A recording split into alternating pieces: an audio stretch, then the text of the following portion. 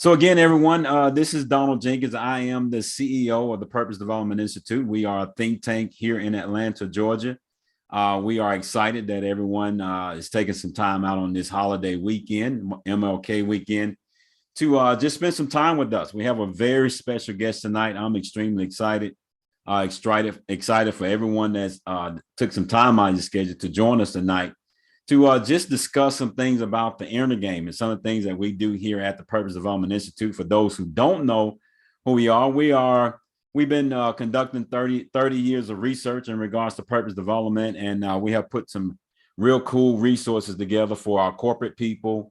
And last year we decided to branch off into the athletic space. So here we are, basically bringing some solutions to the next generation of student athletes, coaches, and parents.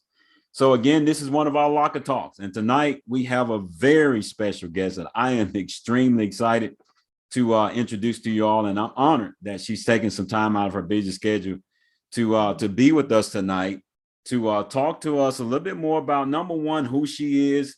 And we're going to have just a discussion about the inner game and what does that mean to the next generation of athletes. So, Ms. Rose Powell, I hope that you are ready tonight, because we are ready to receive from you tonight, and we are excited. So why don't you just kind of give those who might not be familiar with who you are, just give them a little bit of information about your background, if you don't mind. Okay, I'm Rose Magers-Powell. I am originally from Big Spring, Texas, a small city in Texas, way west. And I went to school at the University of Houston. Then I transferred to go to LSU. After LSU, I joined the national team and trained there for 2.5 years and went to the Olympics. We lost in the finals at the Olympics against China, but I did win a silver medal. After that, I went to Japan for 9 years and played professionally there. Then I met my husband and married him, and we moved to Huntsville, Alabama. Once I got to Huntsville, Alabama, I started some camps and clinics. My first clinic was called Just Say No, and that clinic grew to tons of kids coming in. And then I started a club called Rocket City Volleyball Club, which I still do today, and it's been going for now 30 years.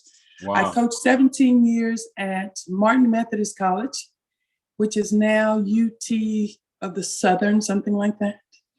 And I was there 17 years, and now I'm at Alabama A&M, and I've been there now going into my 8th season.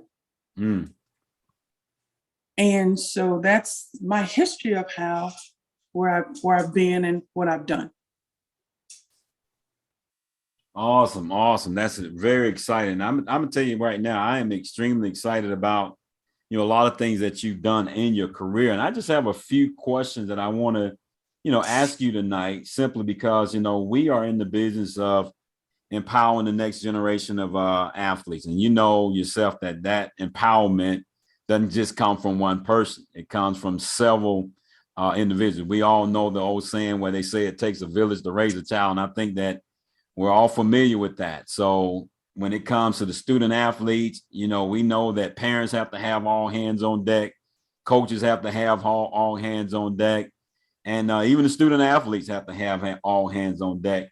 So one of the first questions I want to ask you tonight, which I think is a very important question for all of our audience, and specifically for today's next generation athlete, and that is describe, as an Olympian, your experience as an Olympian, describe how making the right decisions help you to become an Olympian. Well, it took a little bit of luck at first, just making sure that I was disciplined. A little bit about my story moving through, they always say it just takes one person to believe in you. Mm-hmm. Well, I had a whole city that believed in me as I was coming through. The whole city would always come to the games, and they would always cheer, and they would always do everything. So I had a whole city that believed in me, and my mom and dad believed in me more than ever. Everywhere I went, they were there. Even when I got to the national team, if we got close to Texas, they were there.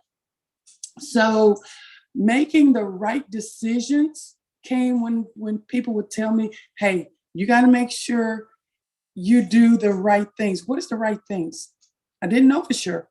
And one of the coaches told me, you got to have pride in everything that you do. And I didn't understand it at first, but when I started practicing with one of the high school coaches, he said, you got to make sure that every touch counts. Everything is important at this point. So my pride, she talked about being disciplined. And all these things came, she told me that all these things came with it. Discipline, leadership, self-belief, all these things ended up into the pride that I had to have pride in what I wanted to do and what I wanted to accomplish. Then as I was moving through the high school realm, I got selected to go to an all-star game. After the all-star game, they give you those little books and stuff like that from a program book. And one of the girls on the team wrote something that I have it still today. And I talked to her about a year ago. I hadn't talked to her in 30 years, 40 years. She wrote in this book, I cannot wait to see you as an Olympian representing the state, the America.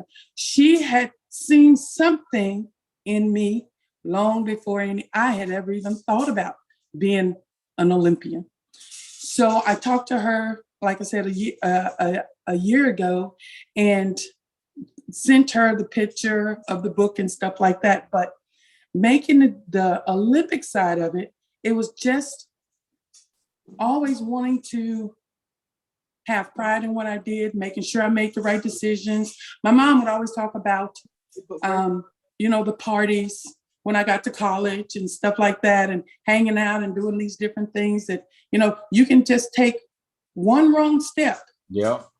And it can change your life. So you need to make sure that when you at college, if you think in the back of your mind, my mom would not like me doing this, she said, you probably shouldn't do it. So I said always, if I was doing something and it didn't feel good to me, and I said, oh, my mom and dad would sure be mad at me if I did this and got in trouble. I remembered that one mistake can change your life. So making the right decisions was critical. And my college coach told me, she says, if your mom and dad wouldn't approve, don't do it. And I always stood by that and made sure that it carried me through. So that was the thing for the Olympics, that someone believed in me. And I stayed by that. A whole town believed in me, and I stood by that. And when I got to college, there was several people that was mentors for me and stood by me. And there was football coaches that would come and say, hey, you don't need to do this. You don't need to date this. You don't need to do these things. You need to stay on the straight and narrow. So I stayed on the straight and narrow most of the time.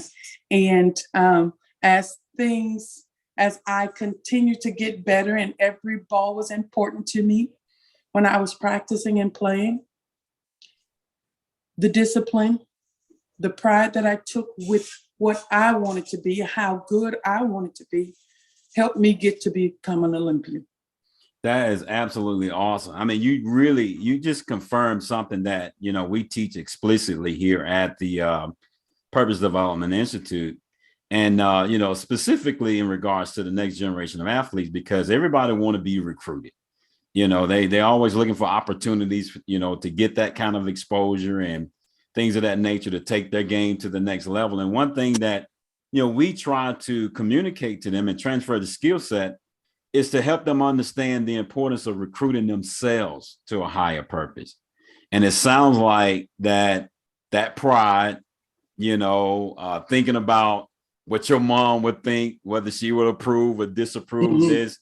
It sounds like that was your mechanism to basically recruit yourself, to do the right thing, because that's extremely important. Because the biggest issue and challenge that we found in, with student athletes, regardless of whether it's college or high school, is that we give them a lot of advice, but then at the same time, they have to weigh that advice versus the environment that they might be in.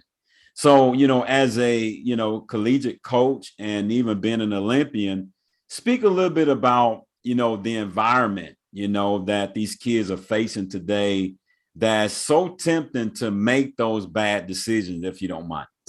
There is so many distractions. That's what I'm going to call. There's so many distractions out there for the athlete today, I think. I think one of the main distractions is they're looking for some leadership. They're looking for people to lead them and to guide them, I think. And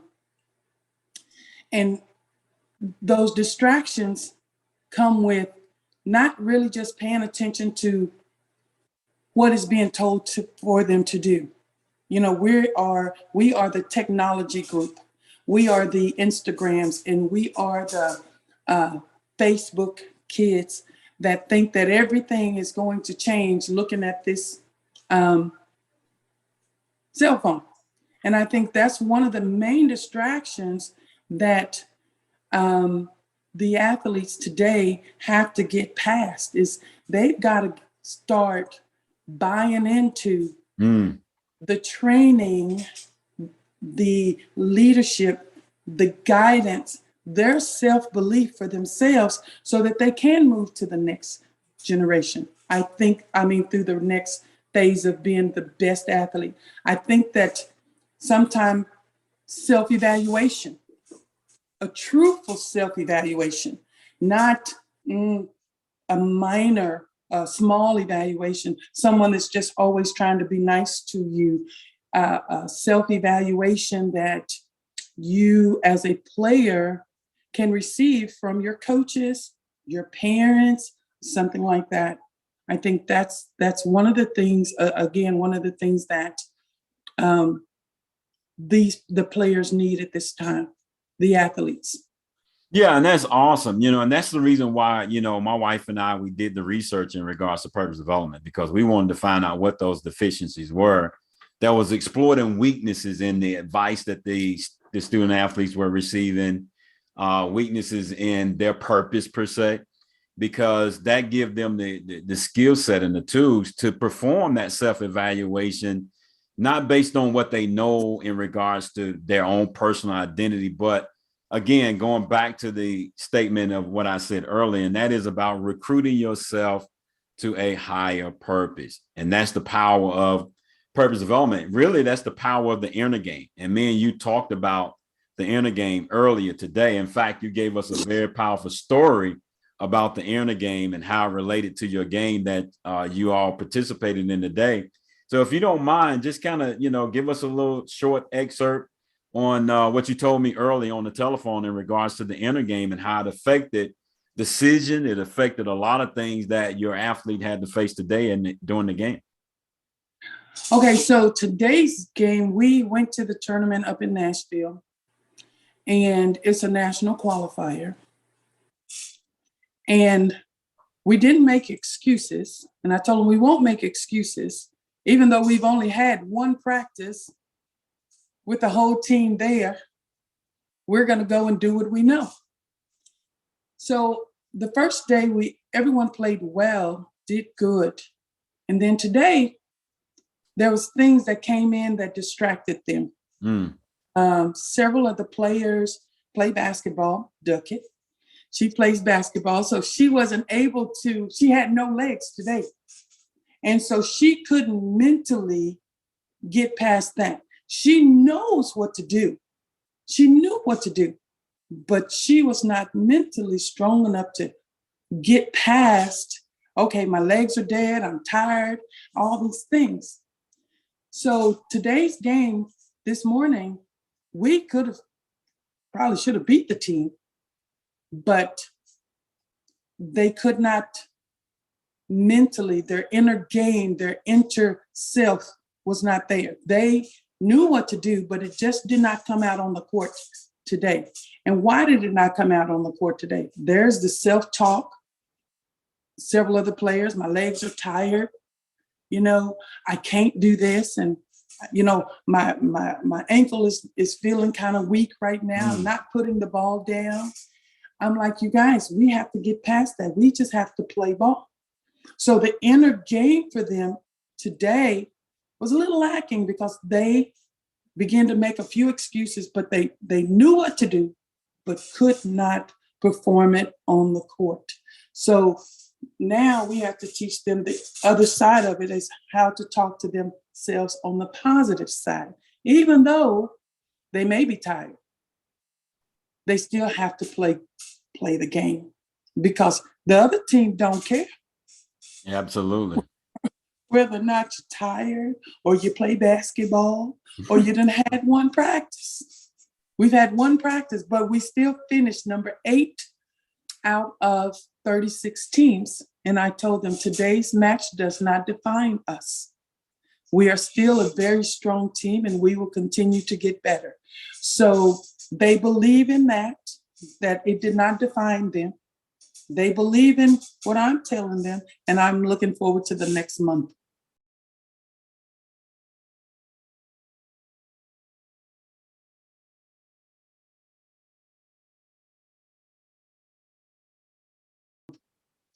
Awesome. One of the things that that story remind me of is the fact that, we tell all of our clients this. I don't care if you're a C-suite leader, coach, it doesn't matter, parent, is that you can do two things. You can make excuses or you can make purpose, but you can't do both.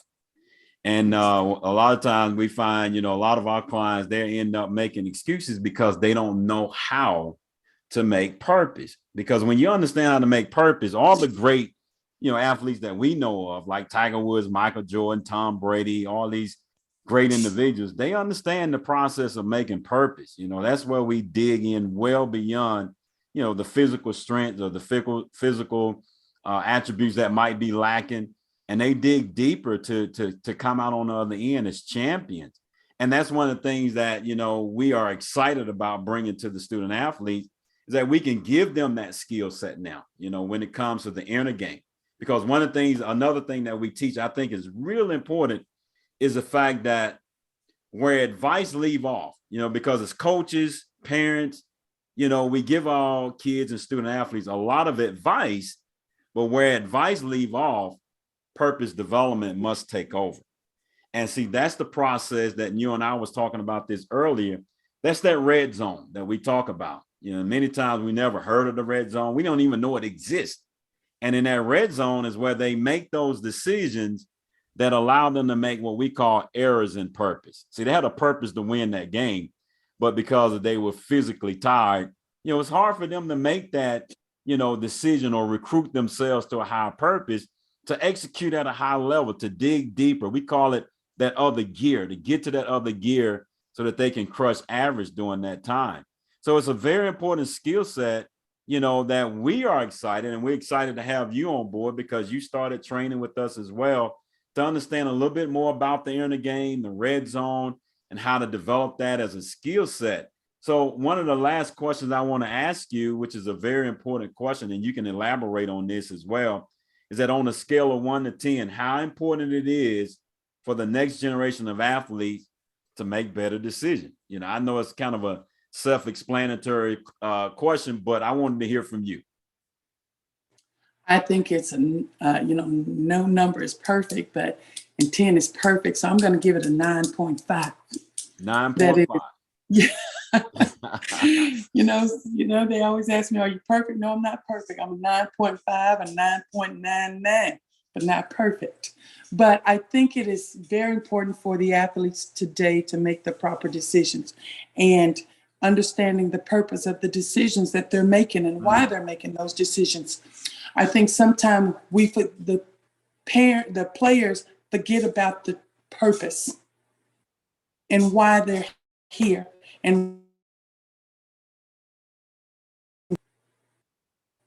or are they just doing it just because mom and dad want them to do it? Wow. I think sometimes we have to love what we do and do it as long as we can, because these times are very short. A college athlete, even a high school athlete, you got 4 years. That's all you got. And then college, you're going off to college. You got 4 years, and the numbers speaks for themselves that only a small percentage is going to go off to college, and then the smaller percentage is even going to go professionally somewhere. So they have to make better decisions, and not only just making better decisions in the athletic realm, but have a goal where they're going to go if that professional season don't come their direction. What's going to happen in life? Just life altogether. We're talking athletics, so these athletic experiences that we are going through helps us in everyday life. I can promise you, and can honestly say, all the things that I learned going through from high school through the Olympics and professionally has helped me in business.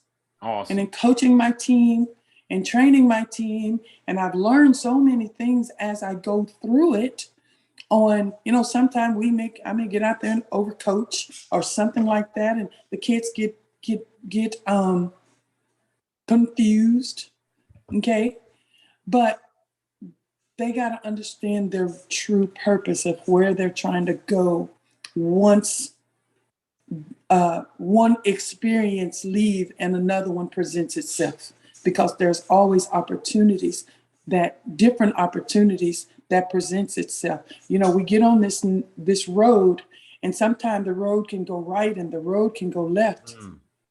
And even though the road may go left, sometimes then I have to work my way back to get on the right road, and who knows what road that's going to be for them.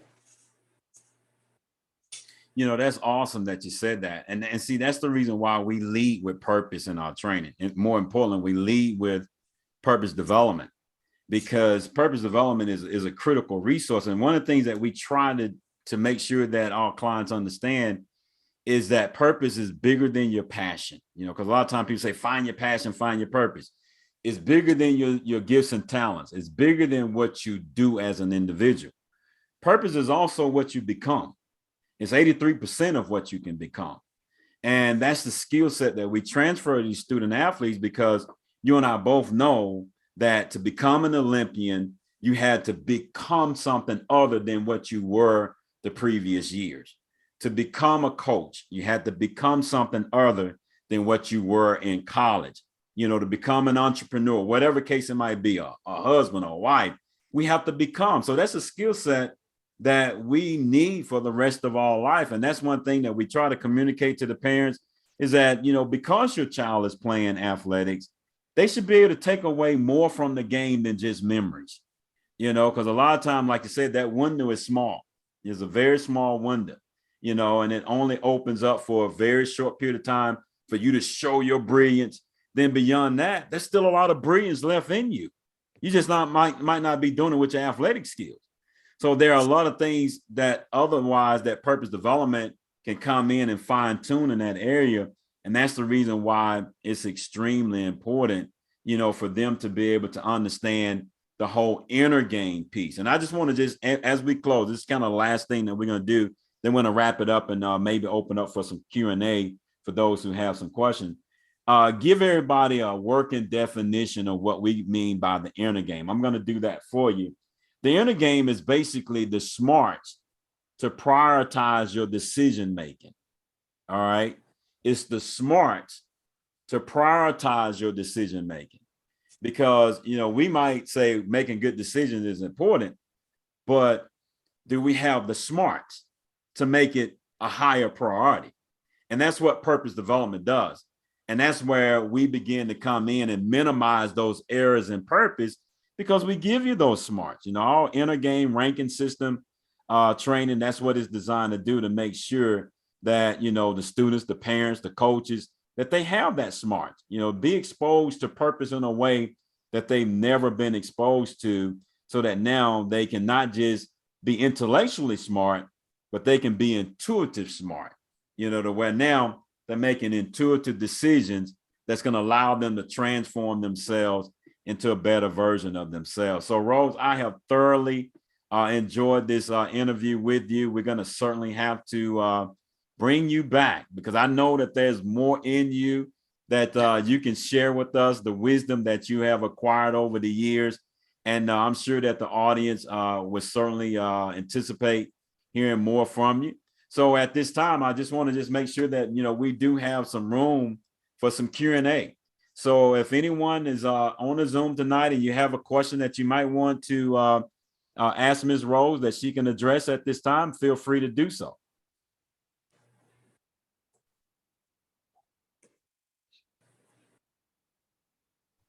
You don't get these opportunities that often to interview someone that ask a question to someone that's played at this level.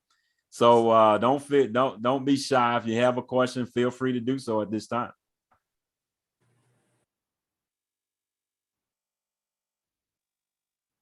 I think I answered all their questions. That means you are extremely good. What it means. Hey, this is Coach Bell. Hi, Coach Bell. Hey, Rose, how are you doing? I'm Got good. a quick question for you. Okay. How did you know, or how did you plan to compete when you know that you are going to be competing with the best of the best from all over the world? Like mentally, how did you get yourself focused to compete at that level? Ooh, when I went into practice, I always, like I said, took every ball made it important to me. And I always knew that if I trained well, that when it came to the competition, that I would be okay.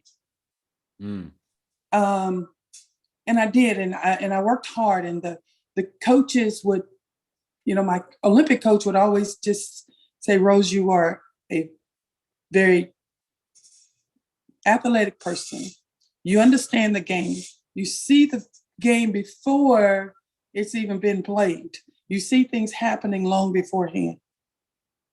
He says, and not many athletes do that. He said, now, when you go to play against the best, you have to play it like a chess game. You have to outsmart, outthink, and be ahead of the team beforehand. And he said, that's a gift that you have. So I would always work harder than everybody. He said, you just outwork everybody.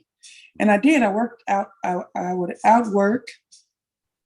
And I knew that if I worked hard, when it came to the Olympics, I was ready.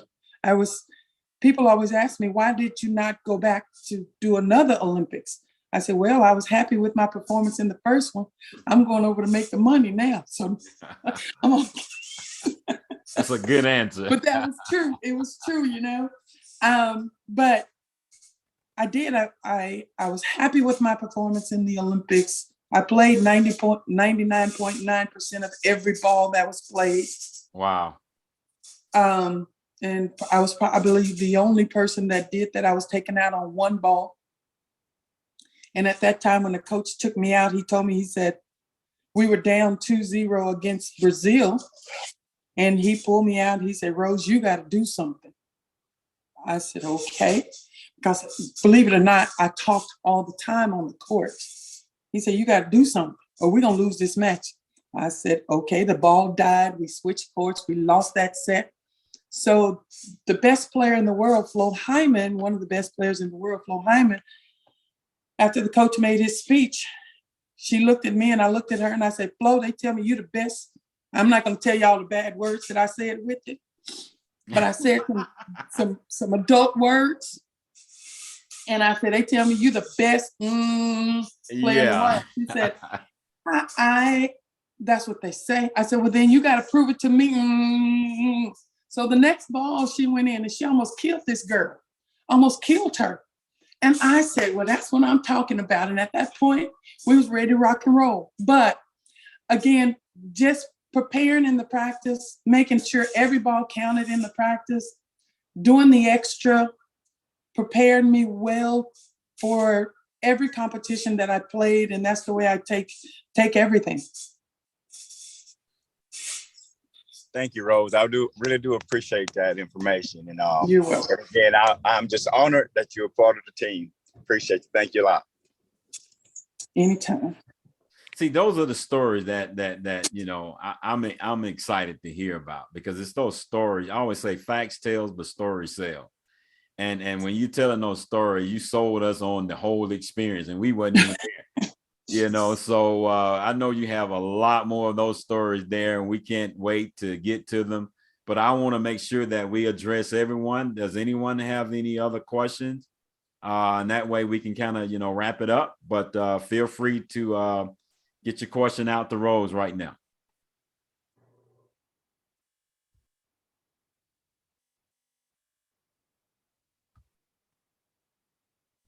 All righty.